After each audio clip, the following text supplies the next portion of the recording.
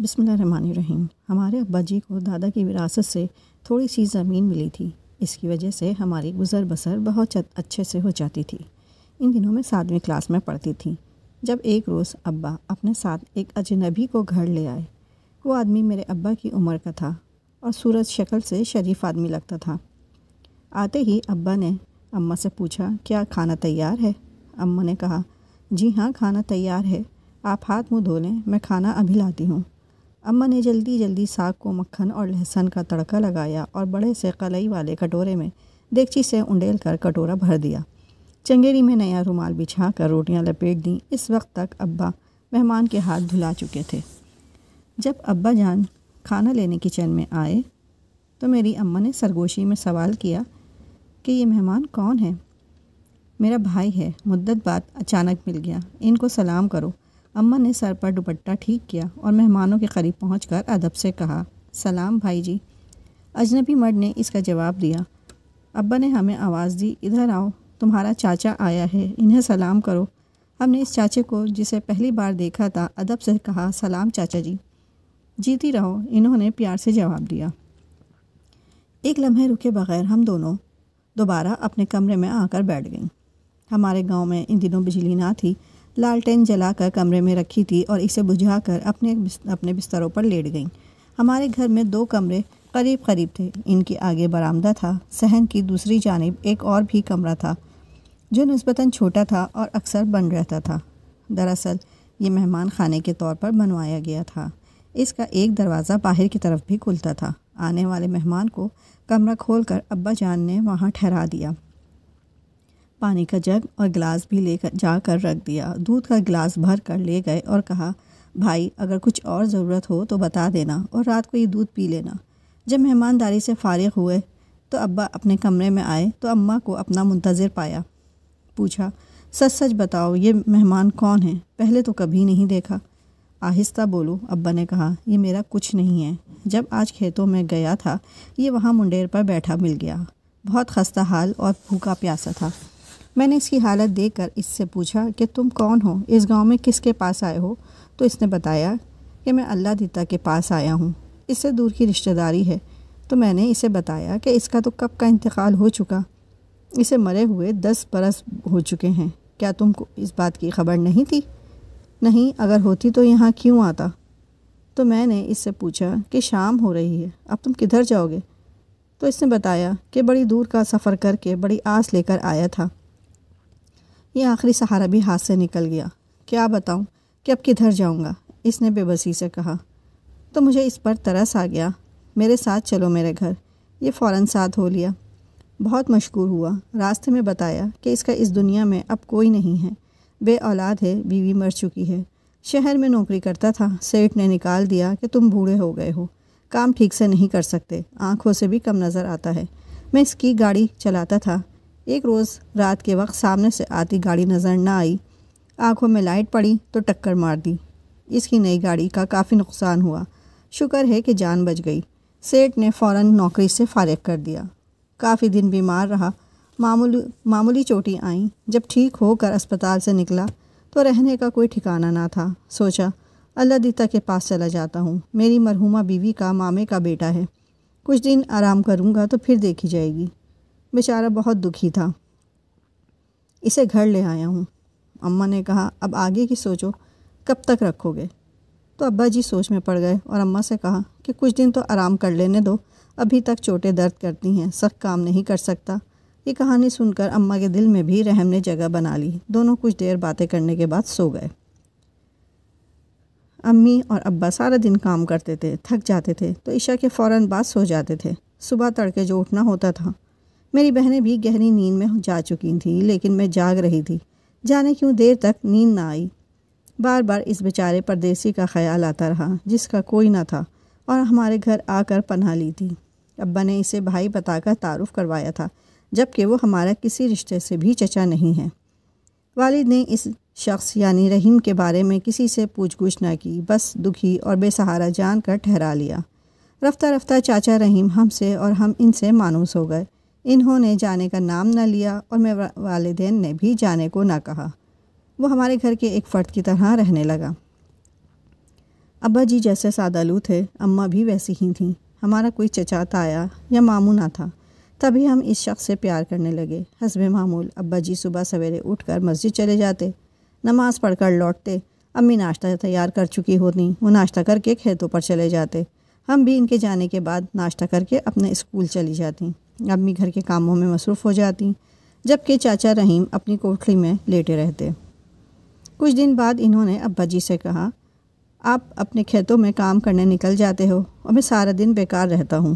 بیکار رہنے سے گھبرا گیا ہوں، مجھے بھی کھیتوں میں کسی کام پر لگا دو تاکہ کچھ کام کاج کر کے بیکاری سے نجات پا لوں۔ تو ابا جی نے کہا، ارے بھائی، پوری طرح توانا ہو جاؤ، ابھی تک تمہاری ٹانگ میں درد ہوتا ہے، ایکسیڈنٹ کی چوٹ سے سخت محنت والا کام نہیں کر پاؤ گے، اور کھیتوں کا کام بے حد محنت اور مشقت والا ہوتا ہے۔ بہرحال بہتر ہے فی الحال گھر پر آرام کرو، گھر میں بھی چھوٹے موٹے بہت سے کام ہوتے ہیں، تمہاری بھابھی جن سے پریشان رہتی ہیں تم وہ کام کر دیا کرو۔ اس کے بعد چاچا رحیم بھینسوں کو چارہ ڈالتے اور ماں کو لکڑیاں کاٹ کر دیتے، مٹکوں میں پانی بھرتے، کھیت سے ساگ توڑ کر لا دیتے، غرض وہ گھریلو کاموں میں ہاتھ بٹانے لگے۔ ایک دن امی اور دونوں چھوٹی بہنیں خالہ کے گھر گئی ہوئی تھیں۔ ابا جی گھر آئے تو ان کے اچانک گردے میں درد ہونے لگا۔ چاچا نے کہا، چلو میں تمہیں اسپتال لے چلتا ہوں، پڑوسی سے ٹرک مانگ لو، میں ڈرائیونگ کر لیتا ہوں۔ ابا جی کو درد میں شدت محسوس ہونے لگی تو انہوں نے مجھے کہا، حمیرہ جا کر چاچا مولا بخش کو کہو کہ اپنا ٹرک دے دے، رحیم مجھے اسپتال لے جائے گا۔ چاچا مولا بخش موجود نہ تھا، اس کی بیوی نے چابی دے کر کہا، بے شک لے جاؤ، مولا بخش تو کھیتوں کو پانی لگانے گیا ہے۔ میں نے چابی لا کر ابا کو دی تو چاچا رحیم ابا جی کو شہر کے اسپتال لے گیا۔ 2 گھنٹے کے بعد چاچا آ گیا، مگر ابا ساتھ نہیں تھے۔ بولا، ڈاکٹر نے ان کو داخل کر لیا ہے، کل ایکس رے وغیرہ کریں گے، پھر دیکھیں گے کہ آپریشن کرنا ہے یا کیا کرنا ہے۔ جب شام کو خالہ کے گھر سے واپس آئیں تو بہت پریشان ہوئیں۔ چاچا رحیم سے کہا کہ مجھے ابھی اسپتال لے چلو۔ وہ بولے، ابھی جانے کا فائدہ نہیں، وہ وہاں بستر پر آرام سے لیٹے ہیں، درد کم کرنے کا انجیکشن ان کو لگا دیا تھا، سو رہے ہوں گے، تم رات کو بچیوں کو اکیلے چھوڑ کر اسپتال کیوں جا رہی ہو؟ وہاں کیا کرو گی جا کر؟ صبح تڑکے میں خود چلا جاؤں گا، بچوں کو اکیلے گھر میں چھوڑ کر تمہارا جانا مناسب نہیں ہے۔ چاچا رحیم کی بات امی کے دل کو لگی، بولیں، بھائی جی کہتے تو آپ ٹھیک ہو، اللہ ان کو شفا دے، رات تو کسی نہ کسی طرح کاٹنی ہے۔ اماں رات بھر اپنے سہاگ کی سلامتی کے لیے دعائیں کرتی رہیں۔ ہم بچیوں کو کچھ دیر بعد نیند آ گئی اور چاچا آج کوٹھلی میں سونے کے بجائے دروازے کے پاس چارپائی ڈال کر سو گئے، جیسے ہمارے گھر کی نگرانی کر رہے ہوں۔ صبح سویرے وہ اسپتال چلے گئے۔ دوپہر تک ہم اور اماں بے چین رہے، بے قراری سے چچا کا انتظار کرتے رہے۔ دوپہر کے بعد کہیں وہ آئے اور بولے، چھوٹا آپریشن ہوا ہے، درد گردے میں نہیں تھا بلکہ اپینڈکس کا آپریشن ہوا ہے، 2-4 روز میں ٹھیک ہو کر گھر آ جائیں گے۔ ان کے لیے یخنی وغیرہ تیار کر دیں تو میں جا کر دے آتا ہوں، رات وہاں رک جاؤں گا، صبح آؤں گا، آپ لوگ اپنا خیال رکھنا۔ اماں بولیں، بھائی جی ہو سکے تو کل مجھے بھی لے چلنا۔ چاچا رحیم بولے، ٹھیک ہے بھابھی جی، اب میں چلتا ہوں۔ یخنی کا ٹفن لے کر وہ چلے گئے۔ وہ رات بھی ہم نے دعائیں مانگتے بے چینی میں کاٹی۔ صبح چچا آ گئے، بولے، 2 دن اور ان کو اسپتال میں رہنا ہے، پھر چھٹی ہو جائے گی، اب ٹھیک ہیں، فکر مت کریں۔ اماں بضد ہو گئیں کہ مجھے بھی اسپتال جانا ہے، آج میں ان کے پاس رکوں گی۔ جیسے آپ کی مرضی، بھابھی تیار ہو جائیے۔ امی نے جلدی سے تیار ہو گئیں اور چچا کے ساتھ اسپتال چلی گئیں۔ 2 گھنٹے بعد چاچا رحیم لوٹ آئے اور کہا کہ آپ کی اماں نے مجھے بھیج دیا ہے، آپ بچیاں اکیلی ہو نا، آج تمہاری امی وہاں رک گئی ہیں اور کہا ہے کہ ان کی پھپھو کا گھر قریب ہے، ان کو رات کو بلا کر گھر میں بچیوں کے پاس سلا لینا۔ یہ سن کر میں دوڑی ہوئی پڑوس میں گئی اور چاچا مولا بخش کی بیوی سے کہا، پھپھو آج تم ہمارے گھر سونا، اماں ابا دونوں اسپتال میں ہیں۔ وہ فوراً میرے ساتھ ہمارے گھر آ گئیں اور رات کو ہمارے پاس رہیں، جبکہ چچا گھر کے باہر دروازے پر چارپائی ڈال کر سو گئے۔ صبح سویرے فیروزہ باجی اٹھ گئیں، پھپھو اپنے گھر چلی گئیں اور میری بہن نے چولہا چوکا سنبھال لیا۔ اماں کی طرح ہم سب کا ناشتہ بنا کر اسکول روانہ کیا۔ ابا کے لیے کھچڑی بنائی اور ٹفن میں بھر کر دے دی کہ آپ اسپتال جا کر دے آئیں۔ وہ بولے، فیروزہ بیٹی تم بھی ساتھ چلو، میں تمہارے ابا کے پاس رک جاؤں گا، تمہاری ماں شہر سے یہاں اکیلی کیسے آئے گی، تم ساتھ ہوگی تو دونوں اکٹھی آ جانا، ابا کو بھی دیکھ لو گی۔ باجی تو دل سے چاہ رہی تھیں کہ ابا کو اسپتال جا کر دیکھے، فوراً تیار ہو گئیں اور چاچا کے ساتھ اسپتال چلی گئیں۔ جاتے ہوئے پھپھو کو بتا گئیں کہ تم ہمارے گھر کا خیال رکھنا، میں اسپتال جا رہی ہوں، امی کے ساتھ 2 گھنٹے تک آ جاؤں گی۔ اس دن کے بعد میری بہن فیروزہ ایسی غائب ہوئی کہ ان کا کوئی نشان نہ ملا۔ امی ابو اسی شام کو گھر آ گئے۔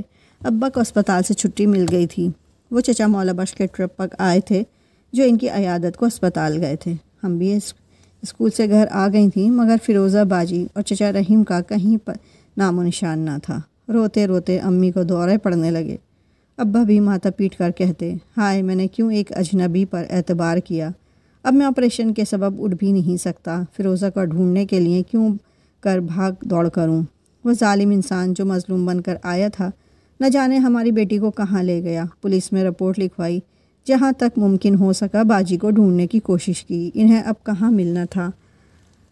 ابا کی زمین بک گئی مگر بیٹی کو نہ ڈھونڈ سکے۔ وقت کے ساتھ صبر تو کر لیا مگر صبر کہاں آتا ہے ایسے معاملات میں، جیتے جی مر گئے تھے۔ یوں ہی 2 سال گزر گئے۔ ایک دن اچانک دروازے پر دستک ہوئی۔ ایک شخص لاہور شہر سے آیا تھا۔ اس نے بتایا کہ آپ کی بیٹی فلاں جگہ ہے، اس نے مجھے پتہ دیا ہے کہ جا کر آپ لوگوں کو بتاؤں، میرے ساتھ چلو، میں فیروزہ کے پاس لے کر چلتا ہوں۔ ابا جی نے گاؤں کے 2-3 معزز لوگوں کو ہمراہ لیا اور پولیس کو بھی اطلاع کرائی۔ سب لوگ لاہور روانہ ہو گئے۔ 6 روز بعد ابا جی فیروزہ باجی کو لے آئے۔ وہ سوکھ کر کانٹا ہو گئی تھیں۔ فیروزہ باجی نے بتایا کہ چاچا رحیم اسپتال لے جانے کے بہانے انہیں شہر لے گئے، جہاں ایک گاڑی میں بٹھایا۔ گاڑی میں ان کے 2 آدمی تھے جنہوں نے باجی کو بے ہوش کر دیا اور لاہور لے گئے۔ رحیم مجھے ایک فلیٹ میں لے گیا جہاں چند لوگ تھے۔ وہاں ایک فارم پر میرا انگوٹھا لگوایا اور ایک نوجوان کے حوالے کر دیا کہ یہ تیرا شوہر ہے اور اب تم نے اسی کے ساتھ رہنا ہے۔ اس جعلی نکاح کے بعد رحیم نے اس آدمی سے کافی موٹی رقم لی، گویا باجی کو بیچ دیا۔ 2 سال تک باجی اس آدمی کے پاس رہیں جو خود کو ان کا شوہر کہتا تھا، اور میری بہن بادل نخواستہ اس کے ساتھ رہنے پر مجبور تھیں۔ وہ کہیں بھاگ کر بھی نہ جا سکتی تھیں کیونکہ مکان کے دروازے پر ایک مسلح گارڈ پہرا دیتا تھا۔ ایک روز اس گارڈ کو ترس آ گیا۔ اس نے فیروزہ باجی سے حال معلوم کیا اور اپنا ایک بھروسے کا آدمی گاؤں ہمارے گھر بھیج دیا۔ یوں باجی کو بازیاب کرانے میں ابا جی کامیاب ہو گئے۔